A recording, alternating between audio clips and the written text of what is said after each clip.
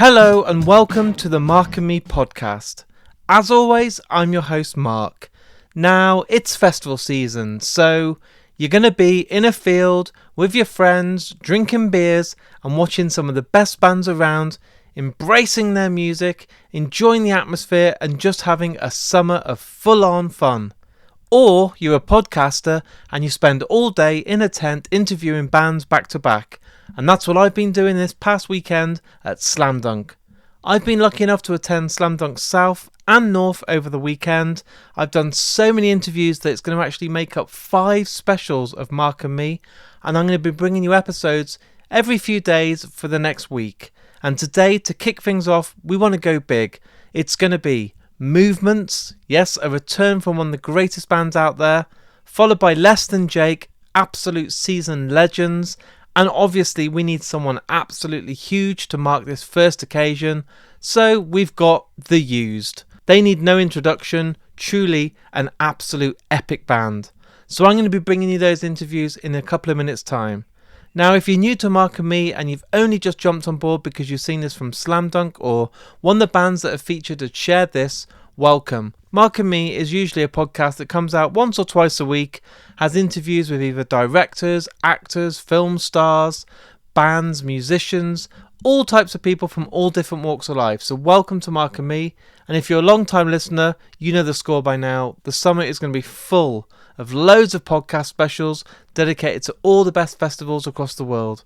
And I can't wait for you guys to hear today's. So what I want to do is first of all start with Movements, an amazing band that I absolutely adore. They're so good and I urge you all to go and check them out. A huge band that have grown so much over the last 12 months. I've had them on twice before and this time makes no difference to just how great we get on. We click, the chemistry's great and it's a great one to kick things off. So, here's me and Movements talking everything at Slam Dunk.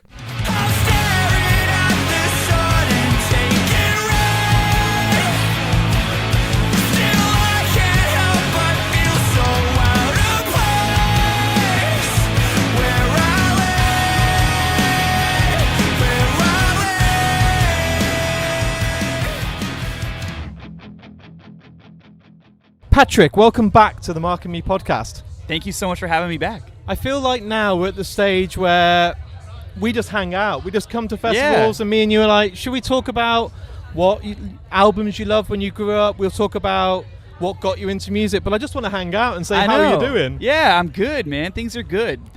We've been absolutely loving this tour that we've been on. We've been over here, overseas for like 3 weeks now. Yeah. Playing shows across Europe, and of course these 2 Slam Dunk dates, and every show's been great. The crowd's been awesome. The vibe's been good. We've been to like a bunch of places we've never been to before, like Zurich. You ever been to Zurich?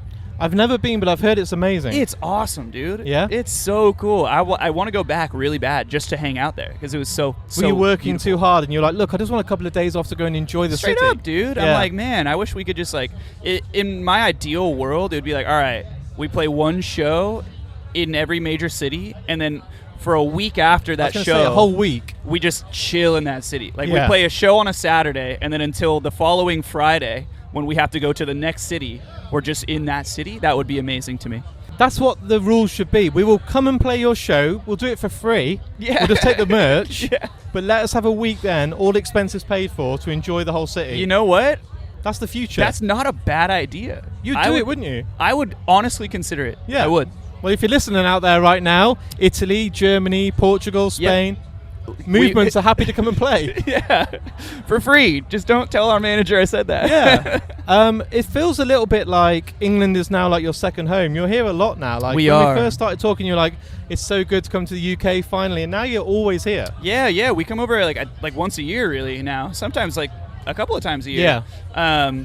I love it. I absolutely love it here. It's funny. I think like people from England. Look, the grass is always going to be greener, right? Yeah. People from England tend to not like England as much as we It's like okay, England. I like it, but the thing is, it's always better when you get to go away and come back. Yeah, I get that for sure. Yeah. I get that for sure. I love it here. And every time I tell people how much I love it here, they're like, really? You like it? And I'm like, yes. That's a good impression. It's beautiful here. Really? You Yeah. like it? Yeah, it's cool. I like it a lot. And I mean, yeah, same with Europe too. You Yeah. know? I think people like to romanticize the United States. There's not much to romanticize. It sucks. I went to New York and New Jersey because I'm a huge Kevin Smith fan. So I Cool. went to where his comic shop was. Yeah. Where they filmed Clerks. Loved it. But I have no inkling to go back to America anytime soon. This is You not and going to me become both, a political brother. podcast, but I'm like, I don't want to go there. I'm yeah. all right. No, fucking, you're telling me, man. We have to go back. Yeah, stay here, man. I wish I could. Yeah. I wish I could. What I normally do, and you've been on the podcast, so I'm not going to do the normal thing. I talked to you about your first album. We've gone through that. Yeah. We've done it at Slam Dunk. We've done it at 2000 Trees, all this sort of stuff. What I want to know is your first festival experience. First festival experience. As a punter, as a fan, as someone who buys a ticket. Yeah, I mean, it would have been Warped Tour. Yeah. The first Warped I ever went to was 2009. I was like 13 or 14 years old. Nice. And it was an insane lineup. Like the Devil Wears Prada like headlined the main stage the night that I went, but it was also like Suicide Silence, Under Oath, I Set My Friends on Fire, fucking Parkway Drive I think played. Wow. Who else? It was just like such a big year for metalcore, and like me being young, impressionable, like scene kid wanting to just like do this shit for a living, you know, that was like around the time. I mean, Under Oath is, I think we've talked about it before, Under Oath is one of those bands that like really got me into like wanting to do this. They're incredible. And so seeing them for the first time at Warped Tour at that age, it was just life-changing, man. And you mentioned today Devil Wears Prada. I don't want to bring this down, but I want to dedicate Yeah. all of the interviews this weekend. Absolutely. What a loss they've gone through this week. Fucking tragic, man. It's been, I've had to stay off of my phone. Yeah. You know, it's one of those things where every single person who was involved in that crash were so incredibly important to the scene and so influential. Dave obviously was influential to early in our careers, Of course. being from Southern California and whatever. And you know, he was very close with our first manager, and although we never worked directly with Dave, he was constantly around. And Yeah. you know, we've met him on multiple occasions, and the fact that, and you know, he was such an important figure to this scene. It is just absolutely fucking devastating to have lost them. And yeah, man. I mean, I think everybody is probably also feeling the same way that we are. There's a sense of feeling in my chest and stomach when I get here that like there's just every single person will have a link or a slight moment of loss this weekend because of Everybody. how crucial they were, even if it's not their band, their band's friend or a support band they know. Right. And that sucks, man. Yeah, no, everybody is feeling the loss, and it is, just tragic, and my heart just really goes out to, you know, their families and everybody who they were close with, and it hits really, really close to home, this one. Really close. Too fucking close. Too close, man. And I'm not going to make it all too low, and this is all about celebrating their lives and being Absolutely. happy. And we're at Slam Dunk, and it's a good time to celebrate music. Yes. And I wondered if you're at that point now where you can go on stage and not have to think about it. Are you nervous still, or are you still anxious thinking, oh my God, the crowds are bigger, there's more people, I'm starting to see people with our T-shirts on. Yeah. This is like, I'm not trying to make you worse now. No. You were like, I'm fine until you interviewed me, and now I'm shitting myself. You know, it's funny. I don't think I get nervous about the performance so much anymore, or at least not so much about the crowd. These days I get more excited than anything when I see a really, really big crowd. I'm like, fuck yeah, this is going to be awesome. I think the thing that I get more nervous about is just making sure that I like sound good and play well, you know, and that can be a challenge sometimes, especially when we're on these long tours and we're not getting a whole lot of sleep, and, you know, it's just kind of back to back to back crazy travel and whatever. It starts to wear on you a little bit. And so there are days when I have shows where I'm like, ooh, that didn't go great for me on a personal level, but the crowd was awesome, and so it makes then up it's all for good. it. Yeah.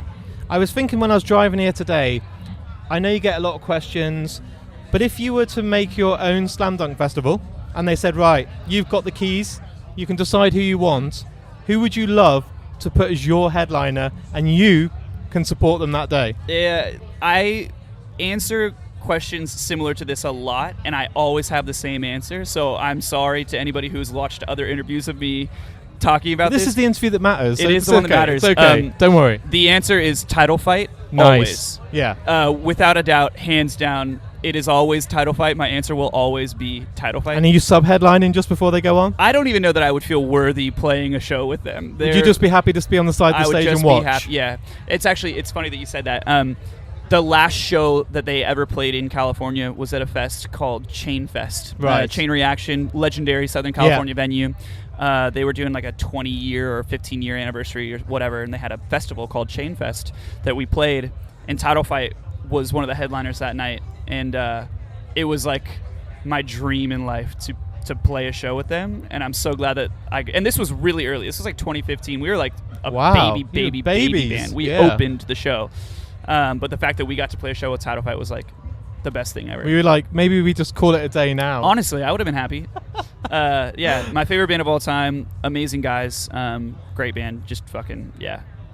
Every time it will be Title Fight. And how is the rest of the year shaping up for you? More festivals, more gigs, or are you recording? Or? No, we're actually like pretty much done with touring after this. After tomorrow, yeah. We go home, and we're home for like 6 months. Home, I put in quotations. We'll be in the United States. Yeah. For like 6 months.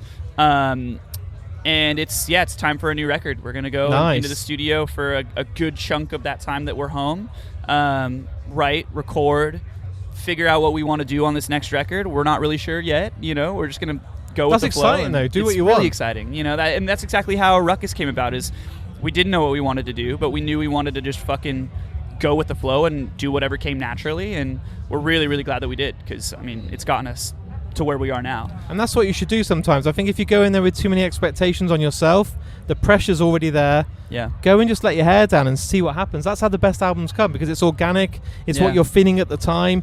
You might not want to sing about a 14-year-old girlfriend that dumped you then. Yeah. You might be like, oh, I'm over that now. Fuck it. Let's do what we want now. Exactly. Yeah, we're just going to go into it with an open mind and come up with whatever we come up with, and I think it'll be a really fun experience. I'm just excited to get back into the creative side of what we do. I think we've been in such heavy tour mode for the last 2 years straight. I've seen your name everywhere. I'm like, those guys must be knackered. Yeah, I feel like I haven't been home in 2 years. No. Even though we have, it's just like it doesn't feel that way. It seems like we are always on tour. It's funny. I was actually texting a friend of mine earlier. He was like, "Hey, dude, I'm in LA. Like, do you want to hang out?" I was like, "Bro, I'm missing you. I'm in Europe." He was like, "How are you always gone when I'm around?" And I looked back through our chat history, and it was like the last 4 times he had texted me. I was like, "Oh, sorry, dude, I can't. I'm in Southeast Asia. Oh, sorry, dude, I can't. I'm in South America. Oh, sorry, dude, I can't. I'm on tour in the United States, but not at home." And then today, "Oh, sorry, dude, I can't. I'm in Europe." I guarantee when you go home and you're like, "Dude, I'm back now," he'll be like, "Sorry, dude, I'm in Europe." Yeah, like, no. Fuck. And that's the thing, is he's also a touring musician. So it's just, we're always 2 ships passing in the night, man. What I need to do on this podcast, you probably remember, is I always ask the guest to choose an outro song. So what will happen is, on the podcast special, as your section ends, obviously I'll play a bit of Movements. Yeah. But what do you want to play that then leads into the next band? What's a song that you love or means a lot to you? It doesn't have to be the greatest song ever, but something that just will be for you. Yeah, I think I always try to plug like my friends' bands when we do this. I think the last time you asked me, I plugged maybe Static Dress or Moth. It was Static Dress. Yeah. And you talked about Moth. Yeah, Moth is great. Moth was fucking bands. Amazing. Yeah, so good. So good. So good. Let's see, who could I plug this time? Honestly, the band that we were just on tour with in Europe, they're fucking awesome. They're called Sweet Pill. Sweet Pill. Yeah, they're on the lineup today. They opened the stage we're playing today. Nice. They're from Philly. Really, really fucking cool band. Emo adjacent, twinkly kind of stuff, but also like some heavy elements to it. Their singer Zaina is incredible. She's such a fucking powerhouse, man. Like, we're really, really stoked on that band right now, and I would love to have you play them and hopefully show your listeners another good band and that maybe they haven't heard of. I'll tag them in as well on the Instagram post so they get a bit of love. Yeah, Sweet Pill, man, they rock. I hope it isn't too long until we're in a field again. We're talking, we're catching up. Dude. You're telling me about the fact that your album will hopefully be finished at that point. Man, I think that'll probably be when I see you next, is when we have a new album out and we're talking about it, and yeah, it's gonna we'll be make good. it happen. Absolutely. Thank you for coming back, dude. This is the first interview today, and I'm like, this now feels good again. I'm so happy. I'm so happy to hear that. Truly, these are always some of my favorite interviews to do. Thank you for having me back.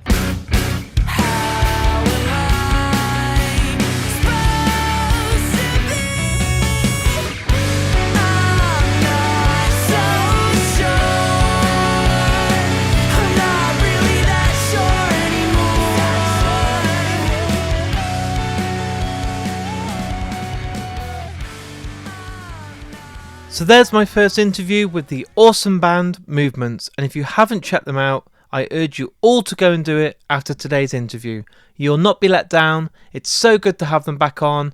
It feels like every festival now there's certain bands that I just love to catch up with. Just like other bands such as Holding Absence, we use festivals basically to have a good catch up, and it was great to have Movements back on Mark and Me, and it won't be the last time, and I can't wait to have them back on in the very near future. Next up, we've got some absolute seasoned pros. It wouldn't be Slam Dunk without the awesome Less Than Jake. And again, they've been on the podcast before, but it's always great to keep things fresh, get these guests back on, and give you guys another insight to the festivals, the band, and everything about them. So, here's me and Less Than Jake talking all things music. Keep us from saying anything, yet separate from everything. Yeah, no, this really means it. You're one in a crowd and you're paranoid of every sound. Keep us from saying anything, yet separate from everything. Yeah, no, this really means it. You're one in a crowd and you're paranoid of every sound. Roger, welcome back to the Mark and Me podcast. Thank you for having me again. Must be running out of people to interview for having me back in here. There's some guests that have been on 4 times. Oh, okay. So Dustin from Thrice and Neil Blomkamp, the film director, are holding the record at 4, but now you're number 2, so that's all right, good. that's cool. Thank you. Do you want to try and get to 5 in a couple of years? I'm down. Hopefully we come to more of these festivals and I'll see you there. That would be awesome. Last time we talked about bands that you listened to as a kid, then we talked about first gigs. This time round, I want to talk about first festivals. So when you were actually a fan of music and not actually in a band, did you buy tickets and go to festivals? I think it's not really. I think for me it was arena shows. Yeah. I know I saw Def Leppard in an arena and That's awesome. Guns N' Roses. Like we were talking late 80s. Yeah. We talked about, I think maybe that's what we talked about before, but I wasn't really aware of the festival scene, quote unquote, until I was already in a band and even like something like on a college campus where sometimes they would have like an outdoor free show and there would be, a couple hot dog stands and like, a couple merch stands and like 4 or 5 bands playing.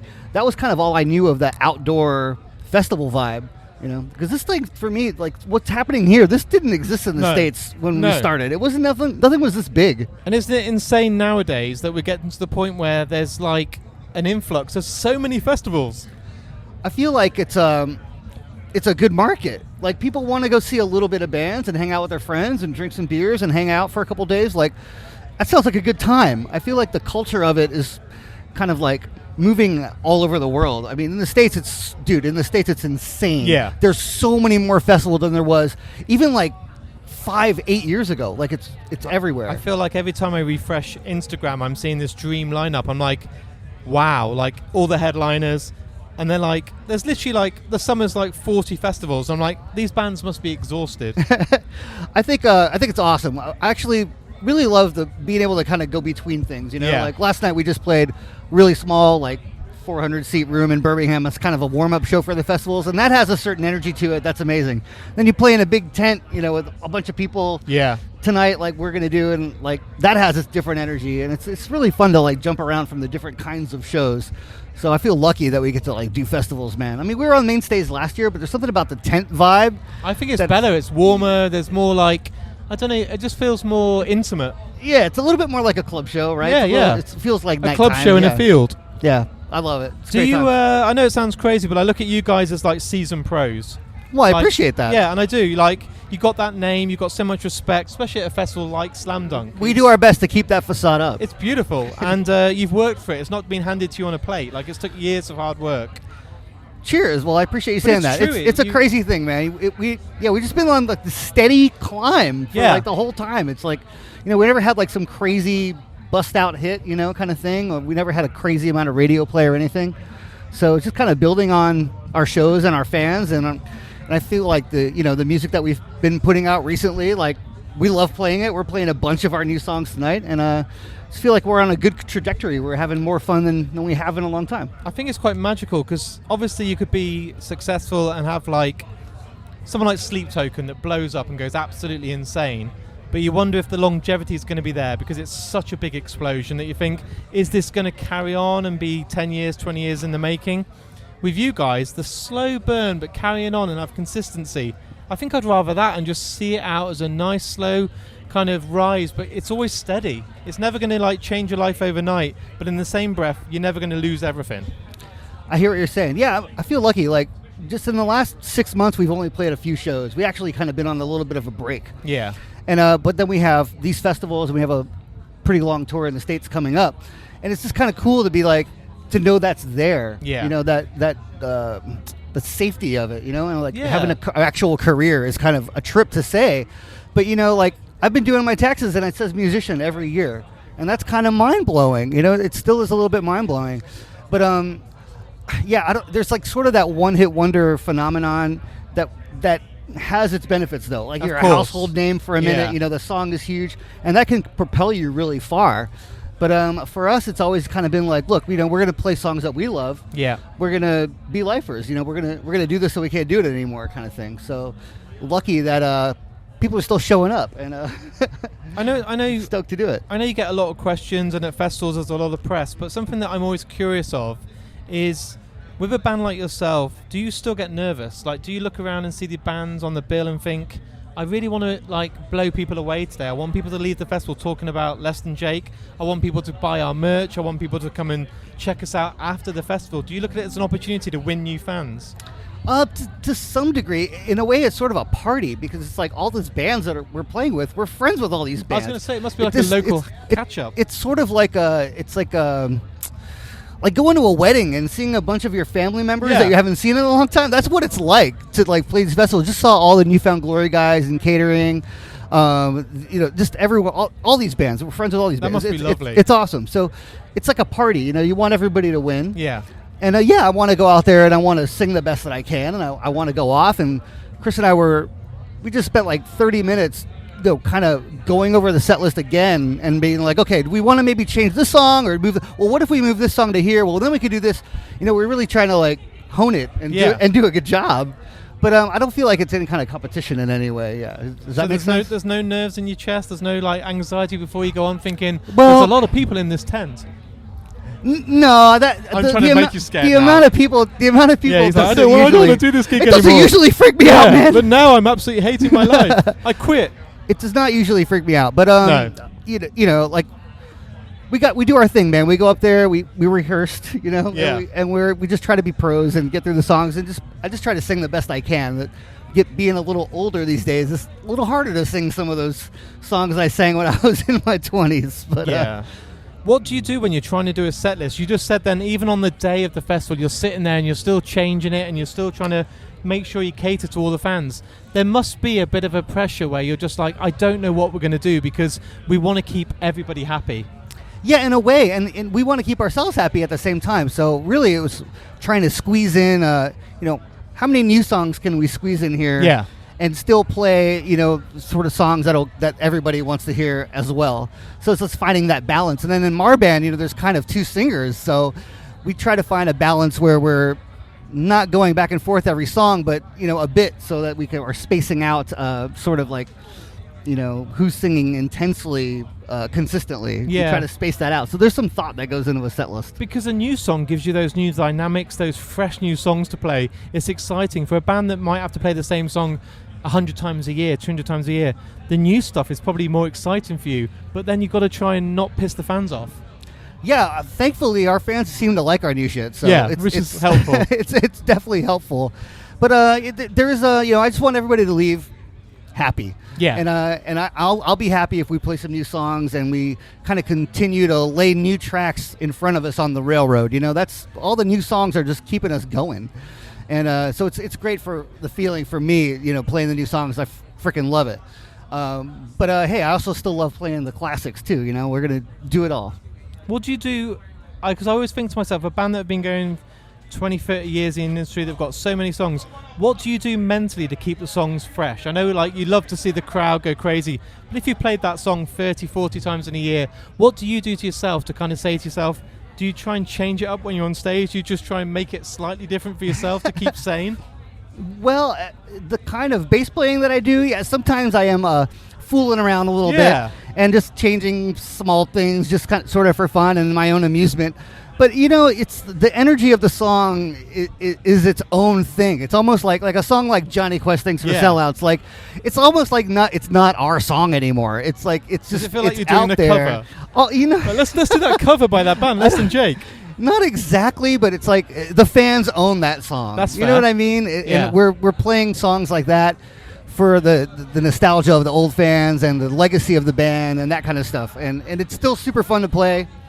And it's like a automatic pilot, if you will. That must be awesome, because the fact you're still happy to play it and still excited, but make it your own thing still.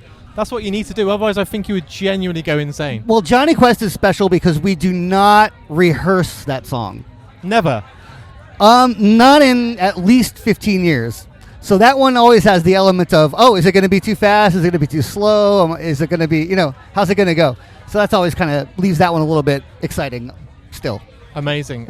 I'm getting told in the corner that we haven't got long left, but what I do on the podcast, and I think you may remember this from when you came on, is between sections when the special goes out, there can be a piece of music played. So I'll put some Less Than Jake on. Okay. Then that'll be our interview. Okay. But then you get to choose a song that's played in between the next section, so it can be any song in the world by a band that you love. Okay. Well, you want me to tell you? Yeah, and then I'll play it for the listeners. Okay, cool. I don't remember what I said last time. I might have said the same thing, but maybe not. But I'm still really into this band from New Zealand called the Beths. The Beths? The Beths, yes. I feel like you may have talked about this band. I might have. The name's ringing a bell. Because I still am just like, this is the best band in the freaking world, man. I just love them. So if you could play I'm Not Getting Excited by the Beths. Perfect. That's an excellent track. Dude, I'm going to be in Leeds again tomorrow. I'm here today. I hope tonight's set goes awesomely. Awesome, man. I appreciate hope tomorrow goes really well. And when you're ready, come back on. We'll do a proper episode, longer, when we're not in the field and people are saying 8 minutes left. You got it. Anytime. I want to catch up to these other dudes. We got 2 under our belt. We need a couple more. Yeah, I'm up for that. But good luck tonight. Thank you for coming on the podcast, and I hope the rest of the day goes really well. Cheers, man. Thanks so much.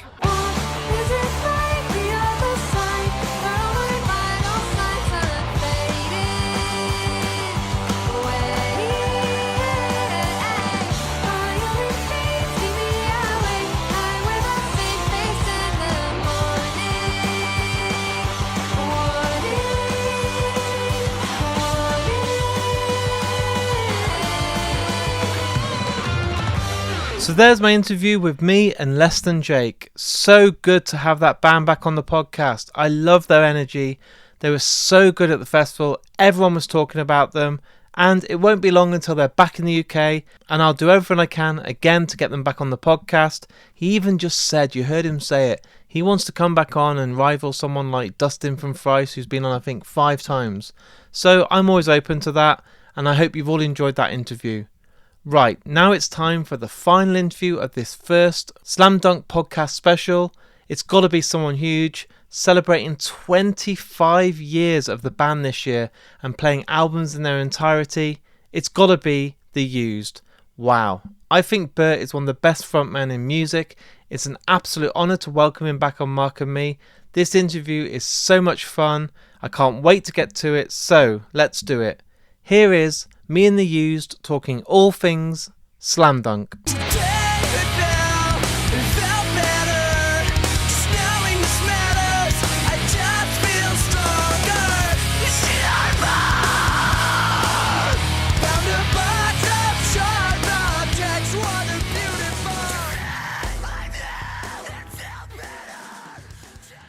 So, Bert, welcome back to Mark and Me. And this is your first time, so welcome to Mark and Me. Thank you. I'm excited to be here. How are you both so far on this sunny, kind of rainy, weird day? A little bit hungover. I'm a little bit hungover. I think it's okay to be a little bit hungover. I'm though. fine. I don't drink. So. Is this because you did MCM Comic Con? Yeah, that was great. Actually, the Comic Con was. I didn't drink at the Comic Con at all. Actually, I had a lot of fun. Afterward, I had a lot of fun. It's a lot of fun there and after. It looked busy. It looked good. Actually, so for real, I was got excited. See what happens when you get me excited? Yeah. I want to hear how excited you are on here and see if it peaks. So for real, I was actually pretty nervous about it. We're bridging into like the comic world. And I'm a nerd. I grew up a nerd. I'm still a nerd. Not hiding it. Never have. Nerd. But I was nervous that like Rock Band The Used going into like the comic world was not maybe going to have as many people coming out and trying to get, like for a sign I get it. in It's for a like a meet thing. new territory. Yeah, but it was actually completely filled. Like the whole room was completely filled. Every seat was taken, and people were like standing and filling up like behind the seats and stuff, which was Yeah. exciting. It Was it was good for awesome. you? Yeah, we had a great time. Yeah, that's cool. Yeah. And the good news is, and we're allowed to talk about it, you guys are working on your own graphic novel. Yeah. Yes, we've been working for a while on it. Great artists, great storyline. It's sort of a continuation, sort of an origin to the All That I've Got music video. Yeah, a little prequel, a little post-quel. Yeah. Something with Quill in it. You've got like a little preview that some NyQuil. people have been able to see, and I had a little flick through it. Emma was kind enough to show me. Yeah. It's like juiced me up and left me wanting more. Nice. Well, that's why it's a series. This one ends on a cliffhanger. To be stoked for the next episode. Is it going to be a case that like we get it anytime soon? Is there like a date? I thought it was out.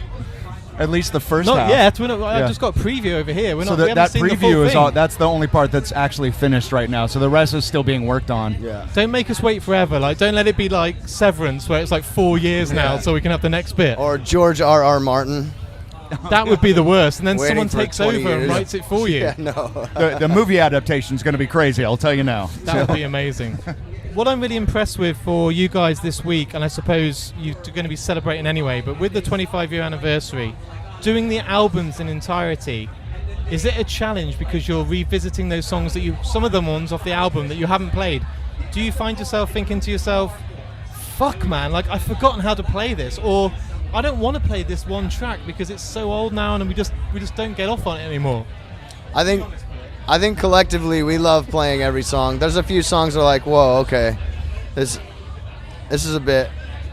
This is a bit. This is a bit. So I have an incredible memory. Incredible. Yeah? In the worst way. So I will forget songs that we played the day before. No way. So I have this incredible problem.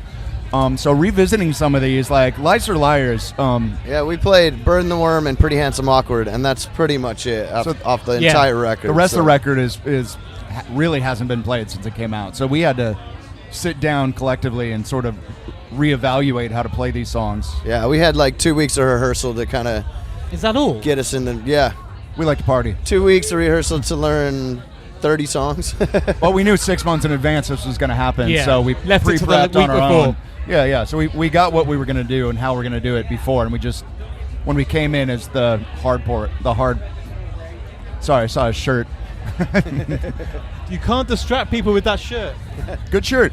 But is there moments where you're like, for you, Bert, you're like, oh my god, like vocally, I've moved on since then. Like we need to change this around, or I don't want to scream as much because this is just like not me anymore. No, I think that it's all us. I mean, we've changed a lot as people, but we really cherish these first 3 records. Yeah. They're the reason why we're still here today, and we really respect that. Yeah. And I'm older now, so screaming is a bit. It's a bit not like it used to be, but we're still trying. We get out there and we do it. Also, it's interesting. So these 3 records, I mean, it happens with every band and every single record and any kind of art. You put out that art, Yeah. and it's almost like that art is born, and it takes on a life of its own, and people take their meaning from it. So, and at some point in time, like 25 years later, looking back, these records have meant something different than what they were created for. So people have, they've almost like, turned into like 25-year-olds, you Yeah. know, that are living their own separate life and doing their own thing. And we can look back on it as like parents to like children, looking back and remembering how we started and how we created and how we went through it. But now having people come up to us and talk about these records from their perspective of, oh, I grew up with this record. For 20 years I listened to this record. It means this to me. That's awesome. It's really fun and exciting, and it makes it completely fresh and new every time we play these songs. And we feel the same way about these songs. These songs were there for us when nobody else could be. Yeah. That's what music is all about, really. when Bert first came on, I think it was about 2 years ago, you sat down on Zoom on your tour bus. We talked about what albums influenced you growing up and what your live experiences was. For me personally, and I'm not kissing your ass because you're here, you can ask Emma, your debut album changed my life because you were so raw. You came out sponsored by L'Occitane. Hangover medicine. Yeah. Hey. One of these. Oh, they're vitamin C's. Vitamin C. What I need. But genuinely, that album was just like, we will do what the fuck we want. We will go out there. It's raw. It's got energy. And to leave your statement with a debut album takes a lot of balls because you only get one shot at it. If you put it out and then you say, I didn't like the production, or maybe that song wasn't very good, every song on your debut album could be a single. Like, it's fucking incredible. I appreciate And you've that. just gone all out. And I can't wait, as much as we're here today, to go to Leeds tomorrow and hear that album in entirety. I might cry for 45 minutes. Awesome. I do that all the time, so it's all good. Fetal position in the shower, just sobbing. Yeah, me going I home can't from do that tour. in a field. I can't find a shower. Oh, you can do what you want. Everybody get down in the fetal position. I want you to cry right now. I've just noticed you've got a used jacket. You're wearing your own merch. Always. I want that jacket. It's fucking sweet, awesome. right? Yeah. Yeah. Unfortunately, we have these only in black, no camo here, but Oh. you can buy them today. Or get one Available for now free from through the Emma. merch tent for only... We don't. The camo ones you have to fly to the States for. Ask currently. Emma, she'll get you one. They're so sexy. Thank you.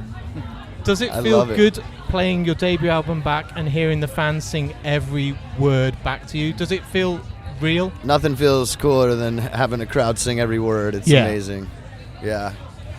And it's been fun playing Choke Me. Yeah. Never really played the hidden track off the first record, so it's been wild. It's a good Circle Pit song. With full respect, and I hope you take this like with the respect it comes with. damn it. You guys are seasoned pros. Is that fair to say? Of course. I'll Yeah. take that. That's good. We've made enough mistakes to know how to come out of making a mistake. But coming with that, do you ever still get nervous before a show? Every show. Yeah, always. Every show? Always. Yeah. I think that if we didn't get nervous, it'd be like we care a little bit less. Yeah. Yeah. It's always adrenaline's going. Everybody's like, oh shit, here we go. It's feels the same as when we started. This may sound dumb, but I mean it. We almost care too much. Yeah. Like, we really care about That's each show important. individually. Yeah. It doesn't matter if there's 4 people there, 10 people. It really doesn't matter. Like, we've been doing this for probably 15 plus years. We rehearse the entire show before we go out there. Yeah. So we play 2 sets every single day, no matter what, every show, you know. And also, like, we find mistakes that we make. And, you know, like, if one of us makes a mistake on stage, like, we don't give each other shit. We laugh it off because it's part of the fun. Yeah. But we like to give a little flute. If Yeah, Jeff we have fucks a- up, I'll flute him. Yeah? Yeah. But then I'm my gonna look own for that personal tonight memory. now. Oh, please do. But it's always looking at me too. Yeah, That's he's the thing. fucking fluting you, dude. It's been fluted. Yeah. But we really care, is what I'm saying. Even the mistakes, we brush them off because we know we're just having fun. But And is there anything you do internally as a band? So, say, I don't know, someone says you Blue and Yellow. You've played that probably 10,000 times, you know. Is there something you do as a band or as an individual to make it fresh each time you play it? Because I can imagine a band like Nirvana playing Teen Spirit. They must be like, for fuck's sake. But do you guys go, let's make this as fresh as we can. Let's do something. In your head, are you changing it up or something? No, we're keeping it the exact same. I think that those memories to me, I have a really good memory. I have a lot of connections to that first record about where I was in my life and what it meant to me then, and it's not really hard to pull that out of myself when the song's going. It's like I'm lost in it. so I play bass and no one listens to bass, and I fuck around a lot. Yeah, it doesn't matter if So you're playing the wrong note. nobody cares. Yeah. Nobody notices. I play something different. Sometimes, yeah, I usually keep it pretty straight, but I do fuck around a lot. Box of shot objects, no one's noticing because you just got a backing track. So Yeah, no one's like, paying "Fuck it, attention. it's Bass fine." isn't even there. It's not even It's in the even mix. turned off. The mixing Doesn't guys, matter. like, cut him out. You won't even know. There are minor parts that we do kind of like minor Switch like up a little bridges. bit, yeah. Sometimes we'll have it at a Yeah. know. Mostly we do keep it the same, so because we want people to connect with. Yeah, what, it's hard when you go see a band and they play the song completely different. They sing it completely different. You just want to sing along and be where you were at when you first heard that song, you know? That pisses me off, right? I love Pearl Jam. Absolutely love them. They grew up. I watched them. I thought they were amazing. Now if I go to one of their gigs, they've played Black so many times, there'll be like slight reggae feel to it or different, and they're adding bits in. I'm like, fuck you. Like, I Yeah. listened to 10 because Yeah. I love that band. I know you've played it 7,662,000 times, but just play it because I don't want you guys to change the song. Yeah, Play your exactly. old shit. Yeah. Play your old shit. Play your Play old the shit. hits. Play the hits. Yeah. We love that. We love the crowd to sing along every word, and we're not trying to reinvent the wheel at this point. We've been an emo band for 25 fucking years. Does it feel like 25 years? Yes Only when I and stand no. up from sitting down. Yeah. You were like, I need to do the interview sitting down. I need a heated Yeah. blanket. Oh no, not right now. This isn't being filmed, but they've asked for Horlicks. They've had for electric blankets. He's had throat sweets halfway through because he's struggling. I'm still waiting for hangover medicine, but Guys, what we do on this podcast, because I know time's going to come up and in a minute they're going to say, you've only got one more question. But Bert, when you came on, you picked a song that you love to be played at the very end of the interview. I can't remember for the life of me what it was. But when this has been played and the Slam Dunk special goes out, I will have a nice little track to intro the use, so I'll have one of your songs. But between you and maybe Less Than Jake or someone else, you get to choose a song that means a lot to you. What song do you want on the spot to be played between your sets? a used song? No, that's too arrogant. You Hell picked yes. the Used. I remember. You were the only Well- guest to ever pick your own song. Well, we're the greatest band in the world. so. According It to the was- president I of the remember internet, now. not us. It was Bert. He picked his own song. This is true, listeners. Well, He why picked ruin his own tradition? song. What about He picked his own song. What about Converge Jane Doe? Nice. Yeah, we love You that both jam. agreeing with this? I love that. It makes it easier for me to edit if there's only one track. Yeah, Guys, thank you for coming on the podcast. Yeah, thanks It for is a having blast to us. have you on. appreciate it. Can we take 2 minutes to do some nice photos? Of course. Thank you so much again. You And had to get us on record to say that, right? In case Yes. we said no, and they'd be like, they said yes. said no. They said yes, and then they yes. refused, and then made me sign loads of paperwork. Thank you. We have boys. NDAs out there, so Fucking hell, it was all going too well.